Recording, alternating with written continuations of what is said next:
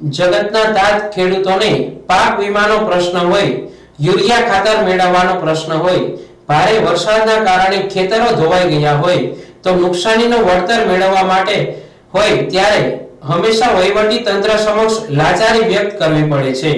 તેવો જ કિસ્સો આજે વંથલી તાલુકામાં બનવા પામ્યો છે।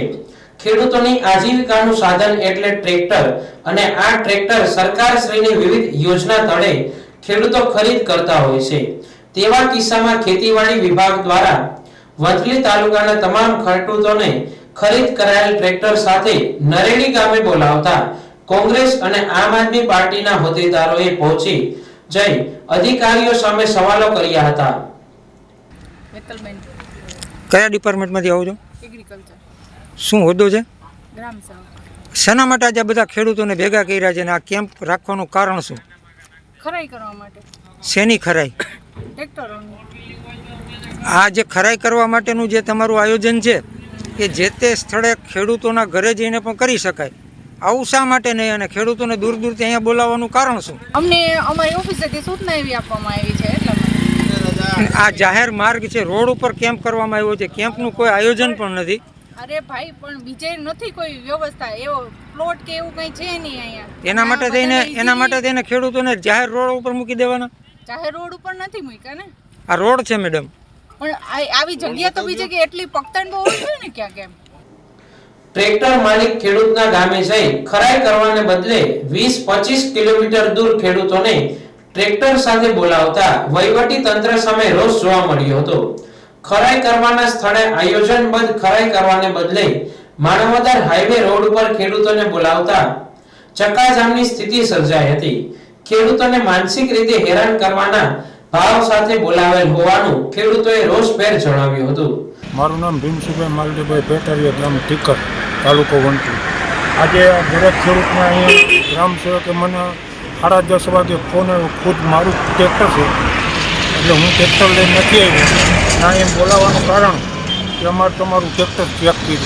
હવે જ્યારે ટ્રેક્ટર અમે લીધું ને ફાઇલ આપી, એમાં સેસી નંબર, બિલ નંબર, પાર્સિંગ બધું આપેલું છે અને જે ખેડૂતને સબસિડીને તરીકે આવે તો ગ્રામ સેવક કે અમારે એકારે બધું કરવું તો અમારે અહીંથી 15 કિલોમીટર ટીકા થાય તો આ કોઈ 2 વ્હીલ કે 4 વ્હીલ થોડુંક નથી અડી કાઢીને પૂરી જાય। મારું ટ્રેક્ટર ચાલુ હતું અને અહીંયા એટલા ટ્રેક્ટરો ભેગા કર્યા તો આનો ડીઝલનો ખર્ચો કોણ દે?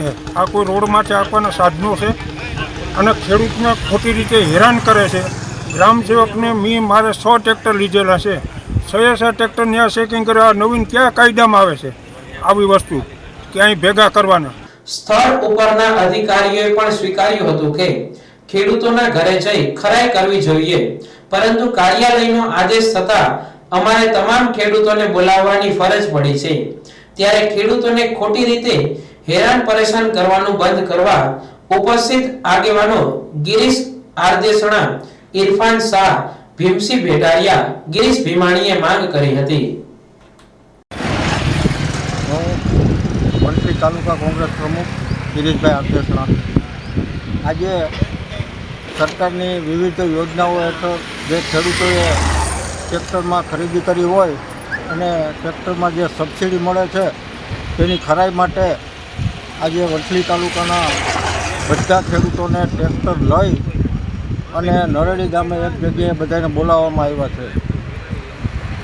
અત્યાર સુધીમાં ક્યારેય આવું કામ કોઈ પણ સરકારે કર્યું નથી। જે તે ખેડૂતનો જે ટ્રેક્ટરની સબસિડીમાં માન્ય થઈ હોય તો જે તે ગ્રામ સેવક ખેડૂતના ઘરે જઈ અને ખરાઈ કરે છે।